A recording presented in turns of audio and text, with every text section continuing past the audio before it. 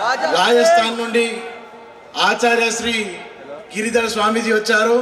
దాని తర్వాత మనం బాలాపూర్ ఎందుకు వచ్చాము, ఈ సభ యొక్క లక్ష్యం ఏంటి, భవిష్యత్ కార్యాచరణ ఏంటి అనేది మనం ఇక్కడ ప్రకటిస్తాం. కానీ ఇప్పుడు गिरिधर स्वामी जी हम रिक्वेस्ट करते हैं कि कोर्ट का आदेश है जल्दी खत्म करना. आपको हम क्षमा चाहते हैं कि समय ज़्यादा दे नहीं पा रहे, एक 10-15 मिनट के भीतर आपका समय हम क्षमा करते हुए ये समय में भाग्यनगर के प्रजा को आप संबोधित करें, आपको आह्वान करते हैं.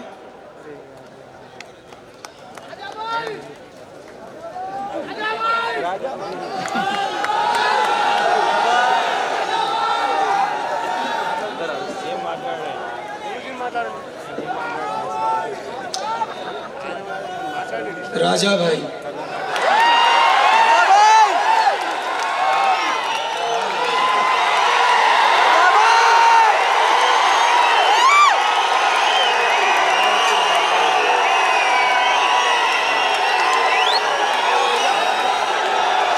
ये मेरे गुरु भाई है. मेरे गुरु आचार्य श्री धर्मेंद्र जी महाराज जो यहाँ पधारते थे और सलाहुद्दीन ओवैसी की छाती पर भाषण देके जाते थे. ये भी आचार्य श्री धर्मेंद्र जी महाराज का चेला है, मैं भी उन्हीं का हूँ. इनकी आवाज में सुनवाऊंगा आपको. लेकिन मैं उस भूमि से आया हूँ जहाँ महाराणा प्रताप हुए और जिन्होंने 1000 वर्ष तक इन कठपीसों से संघर्ष किया. इसलिए मेरी बात आप सुनिए.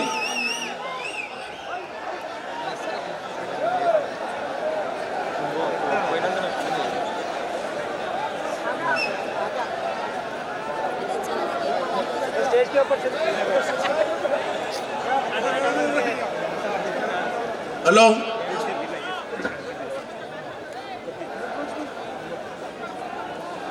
रामाय रामभद्राय रामचंद्राय वेदसे रघुनाथाय नाथाय सीताय पतये नमः. अतुलित बलधामं हेमशैलाभदेहं धनुजवन कृशानुं ज्ञानिनामग्रगण्यं सकल गुण निधानं वानराणामधीशं रघुपति प्रिय भक्तं वात जातं नमामि. बोलिए श्री गजानंद महाराज की, श्री रामचंद्र भगवान की, श्री हनुमान जी महाराज की, महाराणा प्रताप की, शिवाजी महाराज की, झांसी की रानी लक्ष्मीबाई की, चंद्रशेखर आजाद की, सरदार भगत सिंह की, सत्य सनातन धर्म की, गौ माता की, भारत माता की. मंच पर विराजमान विभिन्न संगठनों के रक्त को प्रणाम करता हूं.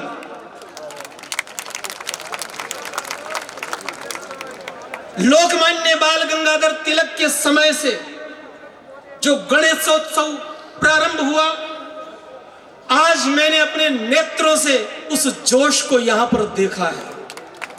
और देखने के बाद मुझे लगा, साथियों, 1000 बरस पहले जब सबसे पहला आक्रमण हुआ था मोहम्मद बिन कासिम का,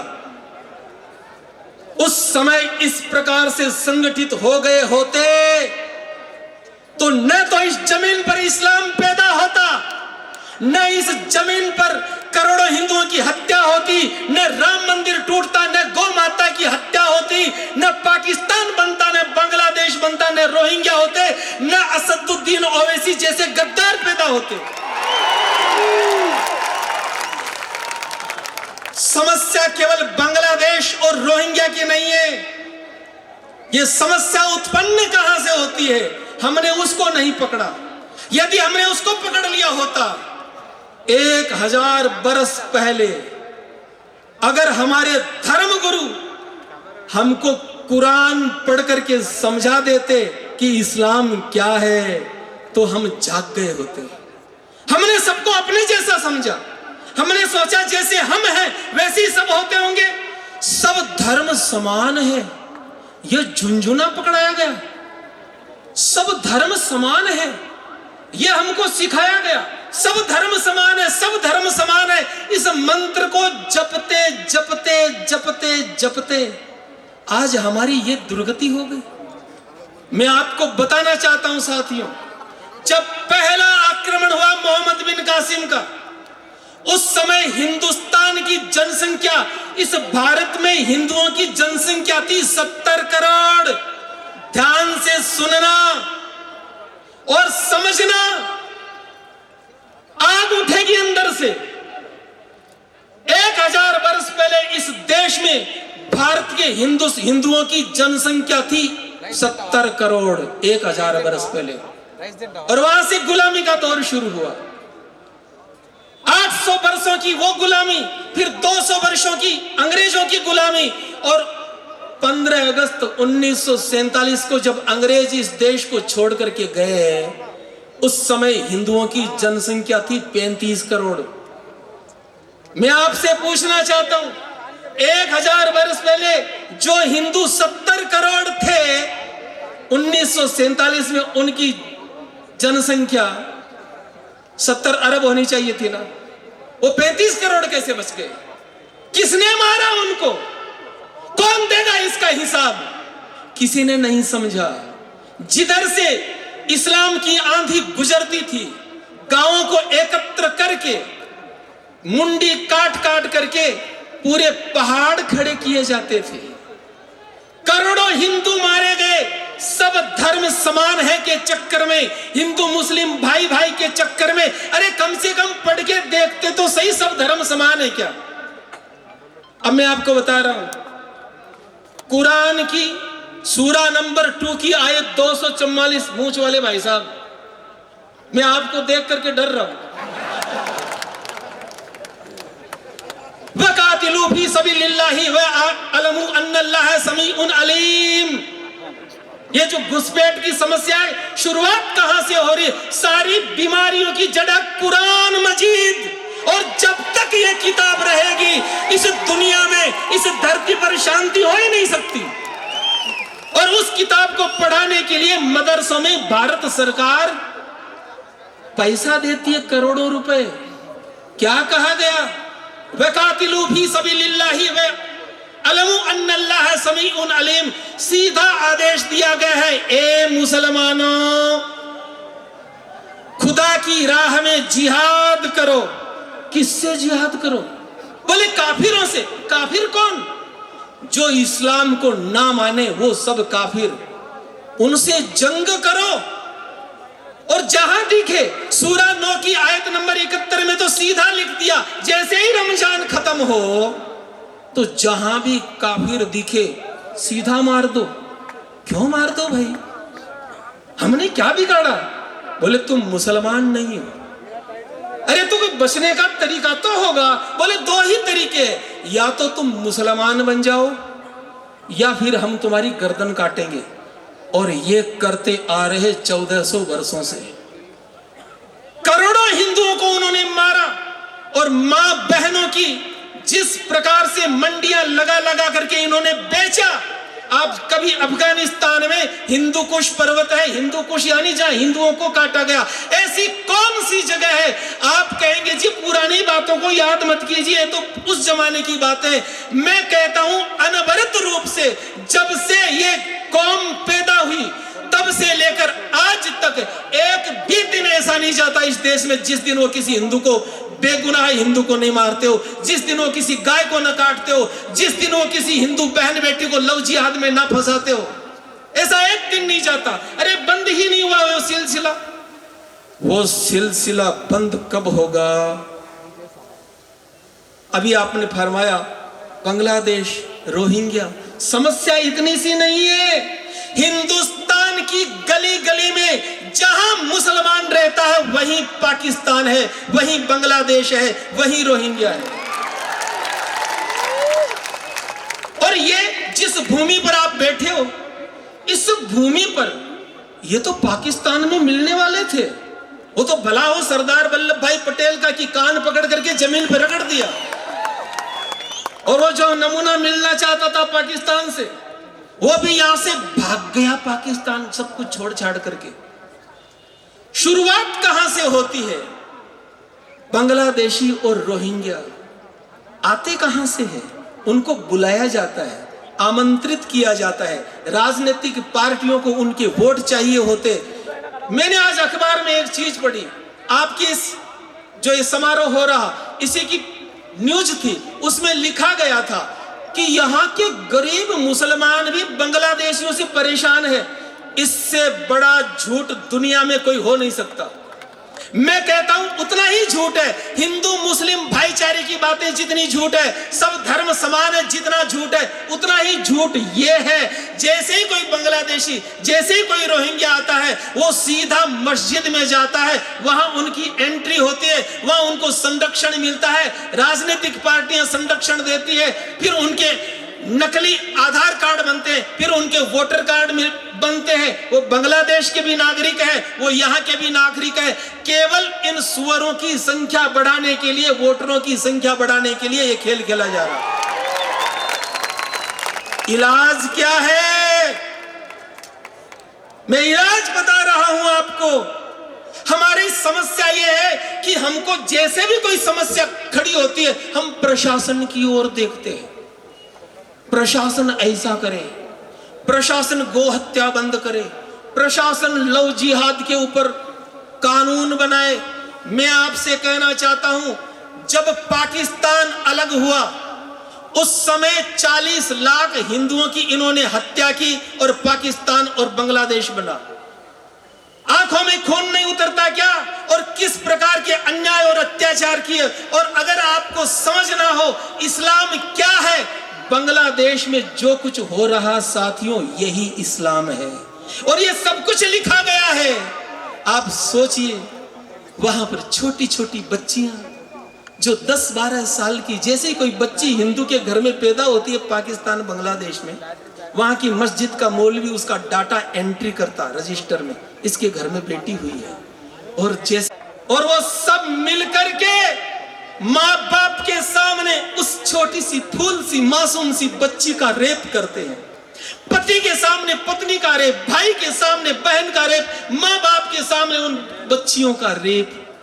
ये सब बांग्लादेश में हो रहा, ये यहां भी होता था, ये इस हैदराबाद में भी होता था। जब इन्होंने रजाकारों की सेना बनाई थी, है? उस दीपू दास को पेड़ पर लटका करके जिंदा फूंक दिया और हम यहां बैठे बैठे कौमी एकता के तराने गाते रहे, सारे जहां से अच्छा हिंदुस्तान हमारा। और मैं अगर इसकी असलियत बताऊंगा, यही वो गीत है जिससे देश के टुकड़े हुए।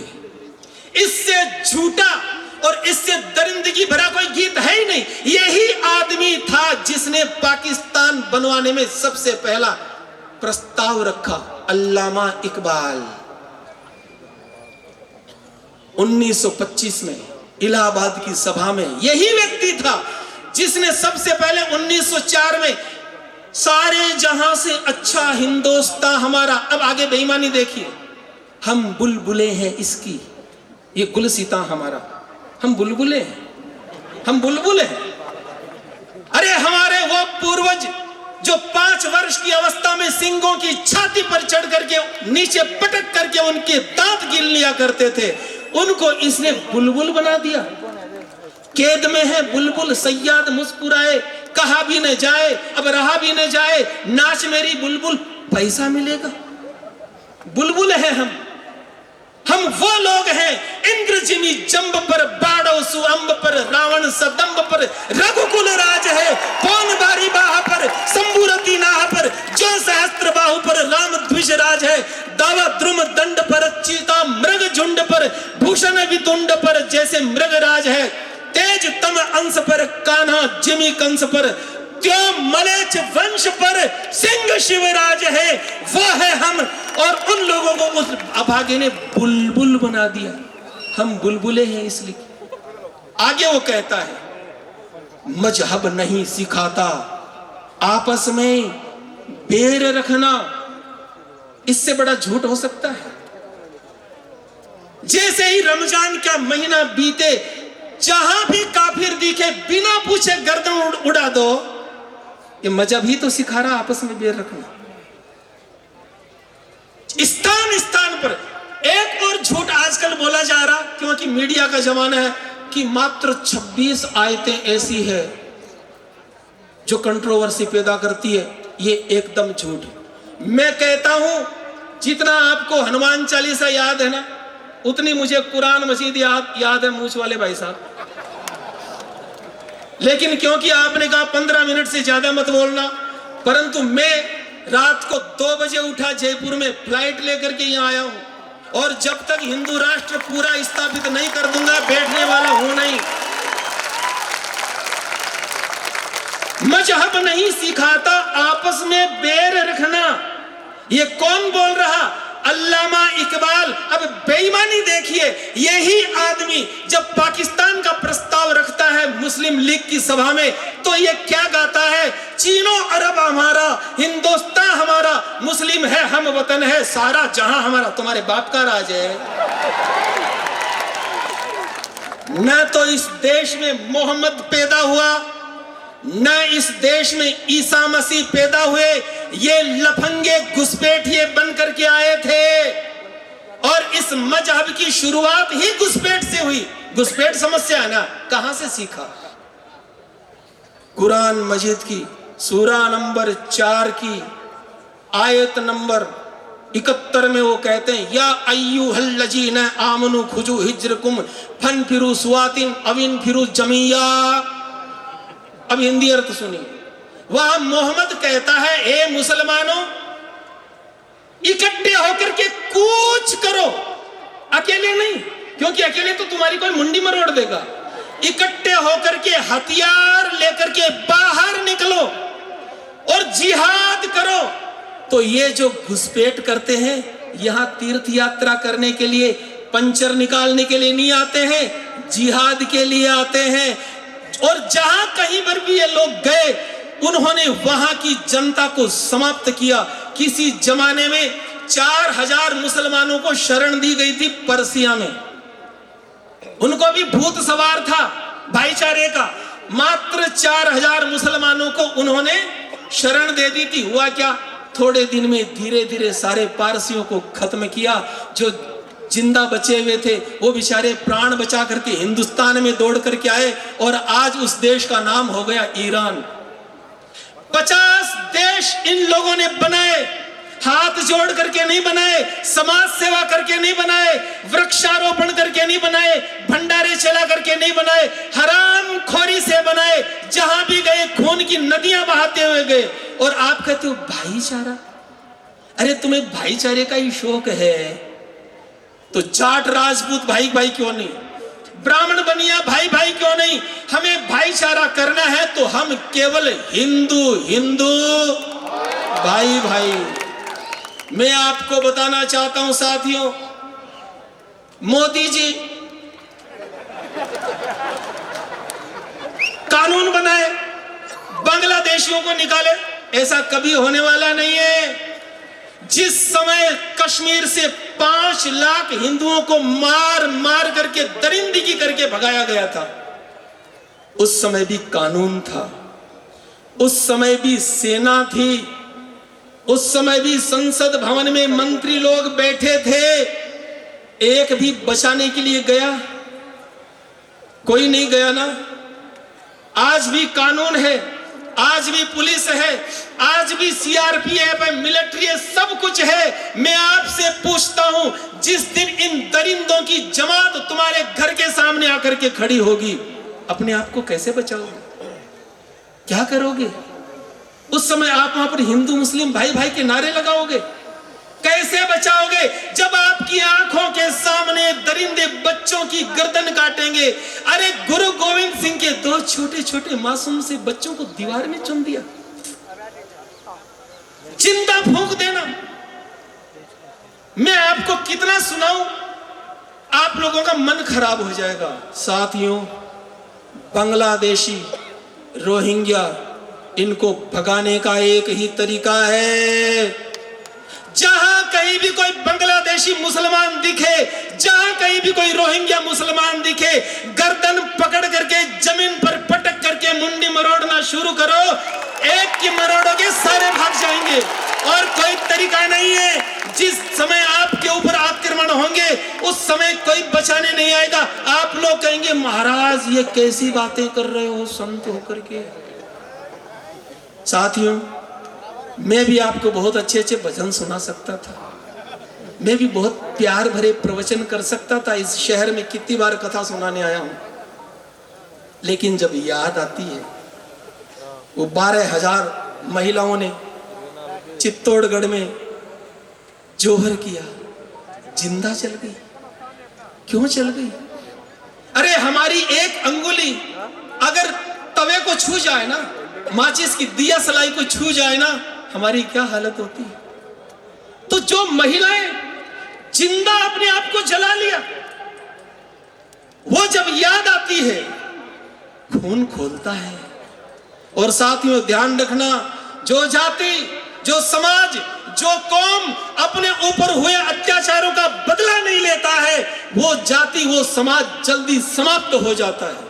हमने आज तक अपने ऊपर हुए अत्याचारों का कभी बदला लिया ही नहीं, हमने मुंह तोड़ जवाब दिया ही नहीं। और जब जब दिया उसके परिणाम में आपको बताना चाहता हूं।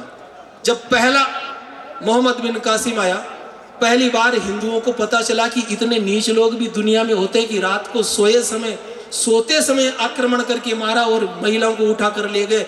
चित्तौड़गढ़ से बप्पा रावल खड़े हुए, जो नमूना कहता है कि हम बुलबुले हैं इसकी। मैं बताना चाहता हूं, बप्पा रावल चित्तौड़गढ़ से निकले और इन दरिंदों का, इन कटपीसों का पीछा किया। जहां भी दिखे उनको काटते गए, काटते काटते ईरान तक जाकर उन्होंने अपनी सत्ता स्थापित की। और आज जहां रावलपिंडी, वहां उन्होंने अपनी सेना की छावनी बनाई। 32 शहजादियों से उन्होंने शादी की। अपने प्राण बचाने के लिए इन कटपीसों ने अपनी शहजादियां प्रदान की। और परिणाम क्या निकला? उन्होंने बदला लिया। तो 500 वर्षों तक किसी मुसलमान की औकात नहीं हुई हिंदुस्तान में वापस आने की। मोहम्मद गोरी आया, मोहम्मद गजनवी आया, यहां तक ठीक था। लेकिन महमूद गजनवी का भांजा था सालार मसूद। आगे गायों को ये रखते थे, क्योंकि इतनी हिम्मत तो है नहीं। ये जब भी वार करते छिपके करते या कमजोर पे करते। लाओ मेरे को दे दो आप, मैं हिंदू राष्ट्र पूरा स्थापित करके उतरूंगा नीचे।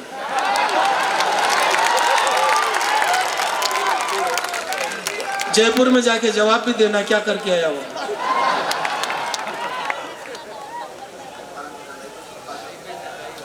कोर्ट हमारे लिए है, उनके लिए कोर्ट नहीं। लव जिहाद के ऊपर, लव जिहाद रोकने को कोर्ट नहीं, गौ हत्या रोकने को कोर्ट नहीं, हिंदुओं की हत्या रोकने को कोई कोर्ट नहीं। और हम सच्चाई बोलते तो कोर्ट नहीं मानेंगे। साथियों, एक ही उपाय है, संगठित होना पड़ेगा। संगठित और है हम दो हमारे दो, इस बीमारी से बाहर निकलिए। और वो नमूने कहते हैं हम 5 हमारे 25। अधिक से अधिक संतान को जन्म देना है। अरे हमें तो अपना कैरियर बनाना है, हम उनको कैसे बड़ा करेंगे? बड़ा करने का काम भगवान करते हैं। 84 लाख योनियों में भटकने के बाद ये मानव तन मिलता है। किसी भटकते हुए प्राणी, किसी आत्मा को मनुष्य जन्म दे देना, इससे बड़ा कोई पुण्य नहीं होता। जीत उसकी होती है जिसकी संख्या होती है। और अपनी संतान को शेर बनाओ, अपनी लड़कियों को झांसी की रानी बनाओ। बच्चों को बचपन में ट्विंकल ट्विंकल लिटिल स्टार ना सिखाओ, उनको फायरिंग सिखाओ, तलवारबाजी सिखाओ। अपनी लड़कियों को डांस क्लासेज में मत भेजो, मार्शल आर्ट में भेजो। और मैं कहता हूं, अगर आपके पास में टाइम हो, शिविर लगाइए, आरएसएस की शाखा में भेजिए, बजरंग दल के स्वयंसेवकों के साथ भेजिए, उनके ट्रेनिंग सेंटरों में भेजिए। आज संकल्प लेकर के जाइए यहां से। अपनी जिंदगी में किसी भी मुसलमान से कोई संबंध नहीं रखेंगे। वो भी तो यही कहते हैं ना, कुरान मजीद में उनको यही आज्ञा दी है ना, कभी किसी काफिर को दोस्त मत बनाना। ये लिखा गया है और आगे लिखा गया है, इतनी खतरनाक बात लिखी गई है, ए मुसलमानों, अगर तुम्हारा कोई भाई, तुम्हारी बहन, तुम्हारे माता पिता भी अगर इस्लाम छोड़कर काफिर बन जाए तो उनसे भी संबंध तोड़ लो।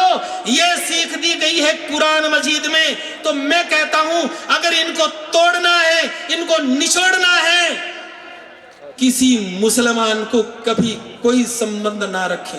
अगर रखोगे, अगर आप उससे सब्जी खरीदोगे तो वो मूत करके थूक करके देगा। कोई इंजीनियर है तो अपने ढंग से मारेगा, कोई डॉक्टर है तो उल्टी सीधी दवाई देगा। कई लोग कहते हैं शिक्षा का बड़ा अभाव है इन लोगों में, इसलिए ऐसा करते हैं। ये सबसे बड़ा झूठ। ये जितने बड़े बड़े आतंकवादी है, सब के सब पढ़े लिखे हैं। जो कमजोर अनपढ़ मुसलमान है वो फिर भी ठीक है, और जो जितना पढ़ा लिखा वो उतना ही निकृष्ट है। इसलिए इन दरिंदों से कोई संबंध नहीं रखना। जब तक हिंदू समाज आपकी तरह संगठित होकर के मुंह तोड़ जवाब नहीं देगा, ईंट का जवाब पत्थर से, डंडे का जवाब तलवार से, भाले का जवाब पिस्टल रिवॉल्वर से जब तक नहीं देना शुरू करोगे, तब तक ये हिंदू समाज बचने वाला नहीं है।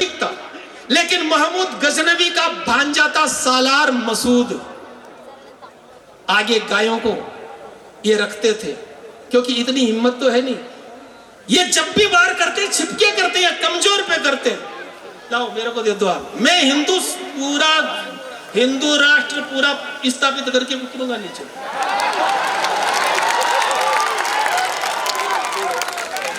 जयपुर में जाके जवाब भी देना क्या करके आया वो।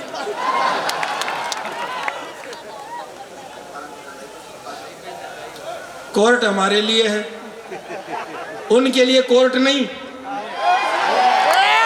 लव जिहाद के ऊपर, लव जिहाद रोकने को कोर्ट नहीं, गौ हत्या रोकने को कोर्ट नहीं, हिंदुओं की हत्या रोकने को कोई कोर्ट नहीं, और हम सच्चाई बोलते तो कोर्ट नहीं मानेंगे। साथियों, एक ही उपाय है, संगठित होना पड़ेगा। संगठित और है, हम दो हमारे दो, इस बीमारी से बाहर निकलिए। और वो नमूने कहते हैं, हम 5 हमारे 25। अधिक से अधिक संतान को जन्म देना है। अरे हमें तो अपना कैरियर बनाना है, हम उनको कैसे बड़ा करेंगे? बड़ा करने का काम भगवान करते हैं। 84 लाख योनियों में भटकने के बाद ये मानव तन मिलता है। किसी भटकते हुए प्राणी, किसी आत्मा को मनुष्य जन्म दे देना, इससे बड़ा कोई पुण्य नहीं होता।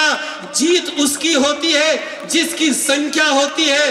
और अपनी संतान को शेर बनाओ, अपनी लड़कियों को झांसी की रानी बनाओ।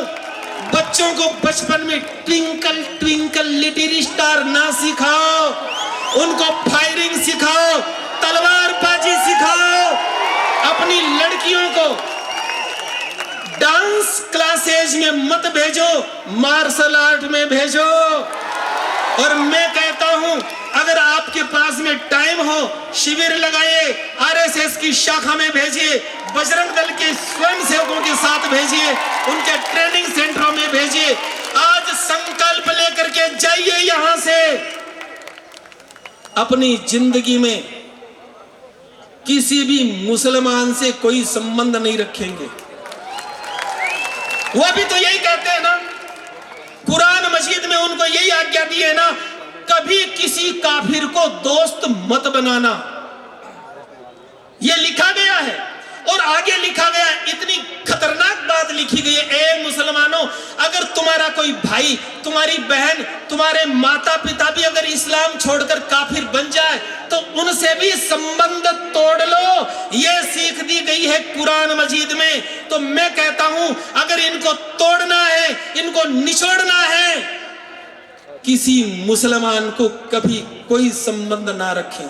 अगर रखोगे, अगर आप उससे सब्जी खरीदोगे तो वो मूत करके थूक करके देगा। कोई इंजीनियर है तो अपने ढंग से मारेगा, कोई डॉक्टर है तो उल्टी सीधी दवाई देगा। कई लोग कहते हैं शिक्षा का बड़ा अभाव है इन लोगों में, इसलिए ऐसा करते हैं। ये सबसे बड़ा झूठ। ये जितने बड़े बड़े आतंकवादी है सब के सब पढ़े लिखे हैं। जो कमजोर अनपढ़ मुसलमान है वो फिर भी ठीक है, और जो जितना पढ़ा लिखा वो उतना ही निकृष्ट है। इसलिए इन दरिंदों से कोई संबंध नहीं रखना। जब तक हिंदू समाज आपकी तरह संगठित होकर के मुंह तोड़ जवाब नहीं देगा, ईंट का जवाब पत्थर से, डंडे का जवाब तलवार से, भाले का जवाब पिस्टल रिवॉल्वर से जब तक नहीं देना शुरू करोगे तब तक ये हिंदू समाज बचने वाला नहीं है। मैं बैठ जाऊं या रुकूं? अब बात करो इनसे, बुलाओ उस कोर्ट को।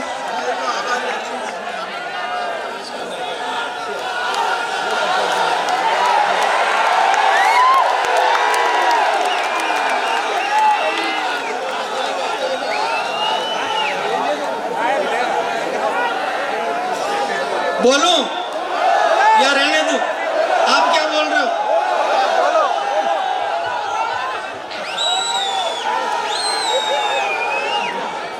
आदरणीय बंधुओं, मैंने समय ज्यादा ले लिया, इसके लिए मैं आपसे माफी नहीं मांगूंगा, क्योंकि मैंने जो कुछ बोला है असत्य कुछ नहीं बोला है। जो बोला है सत्य वो तफीज करते ना। क्यों करते? क्योंकि कुरान मजीद में आज्ञा दी गई है सुबह दिन में 5 बार वो अरबी भाषा में क्या बोलते हैं आपको तो ये भी पता नहीं क्या बोलते हैं। मैं वो गंदे शब्द बोलना नहीं चाहता, उसका हिंदी अर्थ बताना चाहता हूं। अल्लाह अकबर, धीरे से बोलूंगा। हमारा अल्लाह सबसे बड़ा है, मतलब तुम्हारे राम जी, कृष्ण जी, हनुमान जी ये कुछ भी नहीं है, तुम्हारे बाप का राज है। असद अल्लाह ला इलाहा मुहम्मदुर रसूलुल्लाह। फिर आगे वो नमूने कहते हैं हमारे अल्लाह के सिवा कोई पूजनीय नहीं है। हमारी भूमि पर रहते हो, हमारा खाते हो, अरे हम तुम्हें हज की सब्सिडी का पैसा देते हैं, हमारे बिना, अरे हमारे सहयोग के बिना तुम आज तक अपने पजामे की और कुर्ते की साइज तय नहीं कर पाए। हमारी गाड़ियों के पंचर निकाल करके अपना जीवन जीते हो नमूनों, और तुम सिखाओगे कि पूजनीय कौन है और कौन नहीं है। तो धर्म क्या है, अधर्म क्या है? हमारे यहां कहा जाता गौ माता की जय, गाय हमारी माता है, और वो क्या कहते हैं गाय को काट करके खाएंगे। आज्ञा दी गई है कुरान में कि जितने भी मैंने चौपाए जानवर बनाए मुसलमानों तुम्हारे काट कर खाने के लिए बनाए। हमारा हिंदू धर्म क्या कहते हैं? मातृवत परदारेशु पर द्रव्येशु लोष्टवत जननी सम जानहि पर नारी, ये हिंदू धर्म कहता है। पर स्त्री को अपनी मां के समान मानना केवल हिंदू धर्म के ग्रंथ कहते हैं। और उनकी किताब क्या कहती है? वहां पर लिखा है कि ए मुसलमानों, जितनी भी काफिरों की औरतें मैंने बनाई है वो केवल मुसलमानों के मजे लेने के लिए बनाई है। तुम्हारा उन पर अधिकार है, तुम्हारा हक है, तुम उन्हें लूटो, तुम उन्हें मन मर्जी से उपयोग में लो, वो गनीमत का माल है, वो तुम्हारे बिल्कुल पवित्र है। जहां पर बलात्कार को पवित्र बताया गया हो, ये धर्म है या अधर्म है? बताइए, अधर्म है ना? तो अधर्म कौन है इस जमाने में? अधर्म है इस्लाम।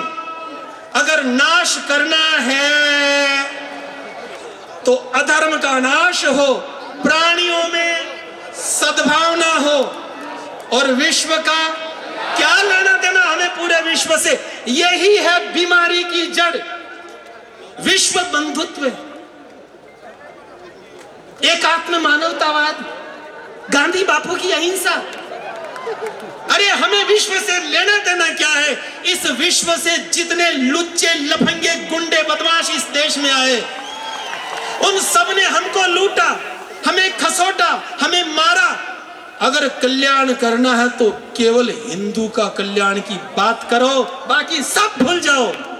तो क्या कहना, धर्म की, अधर्म का, प्राणियों में, सनातन का, गौ माता की, धर्म की।